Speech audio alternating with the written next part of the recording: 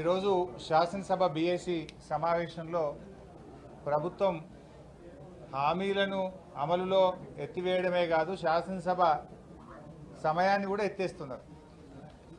హామీలే ఎత్తేసింది అనుకున్నాం కానీ శాసనసభ కాలపరిమితిని కూడా ఎత్తేసే కార్యక్రమం చేపట్టినారు. అసెంబ్లీ కేవలం బడ్జెట్ అనేటువంటిది 4 రోజుల్లో ముగించే విధంగా ప్రయత్నం చేస్తున్నారు. ఇది గత శాసనసభ చరిత్రలో ఎప్పుడు కూడా జరగలేదు. గతంలో ఎప్పుడైనా బడ్జెట్ కనీసం 8-10 రోజులు చర్చ జరిగేది. పద్దుల మీద 4 రోజుల నుంచి 8 రోజుల వరకు గతంలో మాట్లాడిన సందర్భాలు ఉన్నాయి. కానీ ఈసారి 2 రోజుల్లోనే పద్దుల మీద చర్చ పెట్టారు. మొత్తం డిమాండ్స్ 2 రోజుల్లో ఎట్లా మాట్లాడతారు?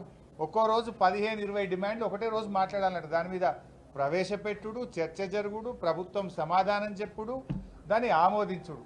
15 డిమాండ్లు ఒక్కొక్క రోజు జరుగుతాయా? 2 రోజుల్లో మొత్తం డిమాండ్స్ మీద చర్చ జరగాలంటున్నారు.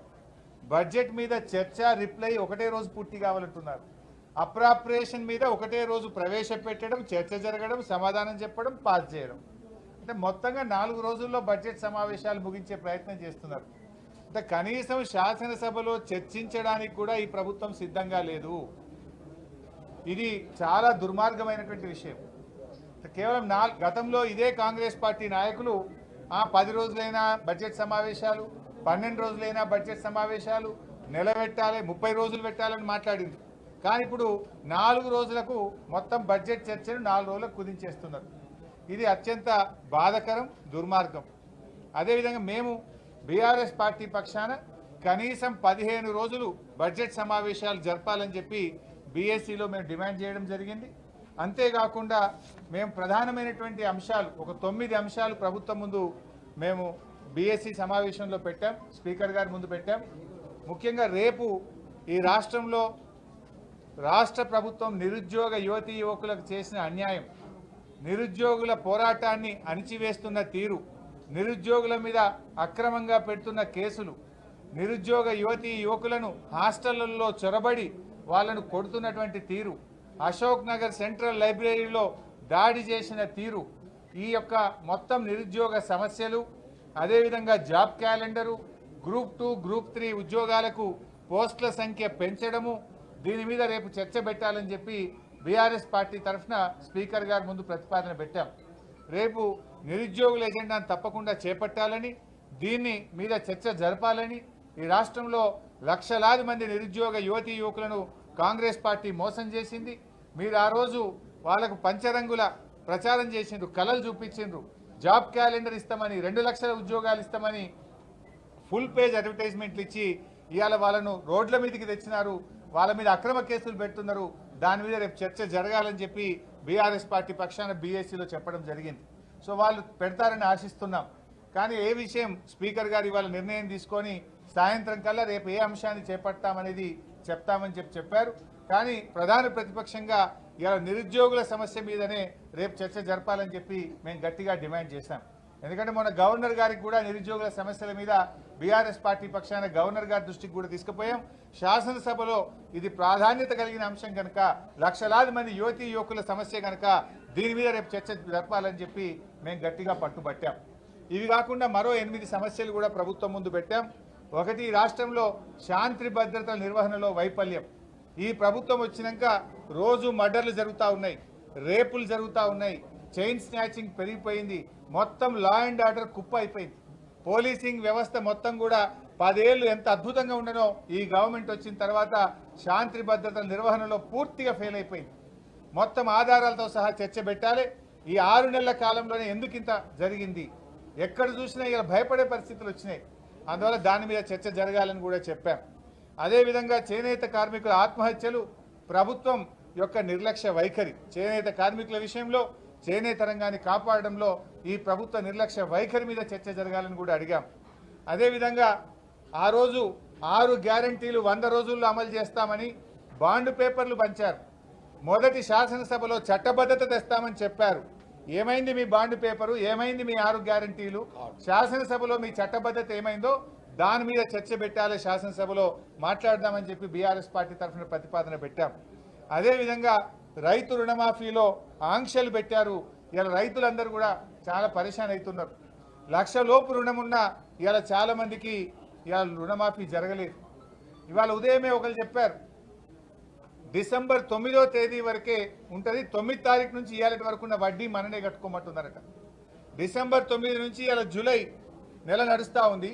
ఈ 8 నెలల కాలానికి వడ్డీ మీరే కట్టుకోండి, వడ్డీ కడితేనే రుణమాఫీ అయింది అంటున్నారు. ఈ రోజు వరకు ఉన్న 2 లక్షల రుణం మాఫీ చేస్తారా, డిసెంబర్ 9కి చేస్తారా? మోసం చేసింది మీరు. మొదటి సంతకం పెట్టమన్నారు, డిసెంబర్ 9 నాడే రుణమాఫీ చేస్తామని ఇవాళ వడ్డీలు కట్టుకోమని బ్యాంకులోళ్ళు రైతుల ముక్కుబిండి వసూలు చేస్తున్నారు. రేషన్ కార్డులో పేరు లేదని రుణమాఫీ ఆగింది, ఇంట్లో ఒకరికి ఉద్యోగం ఉందని రుణమాఫీ ఆగింది. రుణమాఫీ విషయంలో రాష్ట్ర రైతుల్ని కాంగ్రెస్ పార్టీ మోసం చేసింది కనుక దీని మీద చర్చ జరగాలి, రైతులకు భరోసానివ్వాలి, ఈ చర్చకు ముందుకు రావాలని చెప్పి కూడా బీఆర్ఎస్ పార్టీ కోరడం జరిగింది.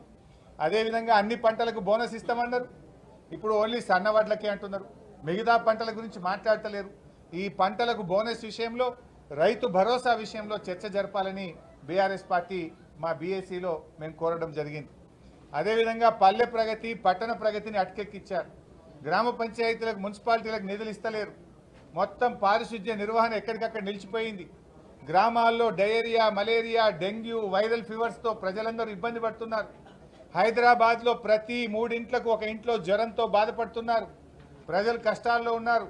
ఇవాళ మొత్తం ఈ ప్రభుత్వం స్థానిక సంస్థల్ని నిర్వీర్యం చేసింది, ₹1 విడుదల చేస్తలేరు కనుక ఈ స్థానిక సంస్థలకు ఇవ్వాల్సిన నిధుల మీద పూర్తి స్థాయి చర్చ జరగాలి. స్థానిక సంస్థలు, మున్సిపాలిటీలు, గ్రామ పంచాయతీల్లో ప్రజా ఆరోగ్యం దెబ్బతింటుంది, దాని మీద మాట్లాడడానికి కూడా మేము కోరడం జరిగింది. ఇదే కాకుండా ఫీజు రియంబర్స్మెంట్, కాలేజీ పిల్లలకి ఇచ్చే ఫీజు రియంబర్స్మెంట్ ఈ గవర్నమెంట్ వచ్చిన 8 నెలల్లో ₹1 ఇయ్యలే. ఇలా పిల్లలు రోడ్డు మీద పడతా ఉన్నారు, పిల్లలకు ఇలా సర్టిఫికెట్లు ఇస్తలేరు కాలేజీలోళ్ళు. 8 నెలల్లో ₹1 ఫీజు రియంబర్స్మెంట్ ఇవ్వకుండా మరి ఇలా విద్యార్థులను ఈ ప్రభుత్వం మోసం చేస్తూ ఉంది, ఇబ్బంది పెడతా ఉంది కనుక ఫీజు రియంబర్స్మెంట్ మీద కూడా డిస్కస్ చేయాలని చెప్పాం. ఇక 9వ అంశానికి వస్తే మరి గత ప్రభుత్వం మంజూరు చేసిన పనులన్నీ అర్ధాంతరంగా ఆపేశారు, ఆ పనులను కొనసాగించాలి, పెండింగ్ బిల్లులు విడుదల చేయాలి, అసంపూర్తిగా ఉన్న మన ఊరు మన బడి పనులు కానీ వివిధ కార్యక్రమాలన్నీ కూడా మధ్యలో ఆపుతా ఉన్నారు.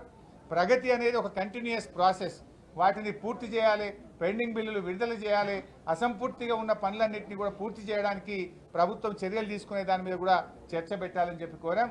ఈ 9 అంశాల మీద కూడా శాసనసభలో మరి బీఆర్ఎస్ పార్టీ తరఫున మేము ప్రతిపాదించాం. వీటన్నిటి మీద కూడా ప్రభుత్వం ముందుకు రావాలని శాసనసభ స్పీకర్ గారిని, ప్రభుత్వాన్ని కూడా మేము కోరడం జరిగింది. ఇకపోతే కేంద్ర ప్రభుత్వం ఇలా బడ్జెట్ ప్రవేశపెట్టారు. ఇలా కేంద్ర బడ్జెట్లో చూస్తే నిజంగా బాధ కలుగుతూ ఉంది.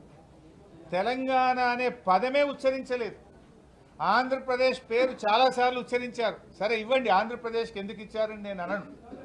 ఆంధ్రప్రదేశ్లో పోలవరం త్వరితగా పూర్తి చేస్తామన్నారు, క్యాపిటల్కు డబ్బులు ఇస్తామన్నారు, వెనుకబడిన జిల్లాలకు డబ్బులు ఇస్తామన్నారు, ప్రత్యేకంగా అనేక సార్లు ప్రకటించారు, సంతోషం. కానీ తెలంగాణ విషయం ఏమైంది? మరి ఈ ప్రభుత్వం ఏం చేస్తూ ఉంది? మేము కేంద్రంతో సత్సంబంధాలు మెయింటైన్ చేస్తున్నాం, మోడీ గారికి చాలా దగ్గరగా ఉన్నాం, మేము కేంద్ర మంత్రుల్ని రోజూ కలుస్తున్నామన్నారు, కనీసం తెలంగాణ ప్రస్తావన కూడా లేదు. బీజేపీ కాంగ్రెస్ ఇద్దరు కలిసి ఇవాళ తెలంగాణకు తీవ్రమైన అన్యాయం జరిగింది. తెలంగాణలో కూడా వెనుకబడిన జిల్లాలు ఉన్నాయి. రాష్ట్ర విభజన చట్టంలో తెలంగాణలోని 9 జిల్లాలు వెనుకబడిన జిల్లాలు ఉన్నాయి. మరి ఈరోజు రాయలసీమ, మీరు కొంత ఆంధ్రాలో వెనుకబడిన జిల్లాల గురించి కేంద్ర బడ్జెట్లో మాట్లాడారు, తెలంగాణ వెనుకబడిన జిల్లాల గురించి ఎందుకు మాట్లాడలేదు? ఈ రాష్ట్రం నుంచి కేంద్రంలో మంత్రులుగా ఉన్న కిషన్ రెడ్డి గారు, బండి సంజయ్ గారు ఎందుకు చొరవ చూపడం లేదు అని నేను అడుగుతా ఉన్నా.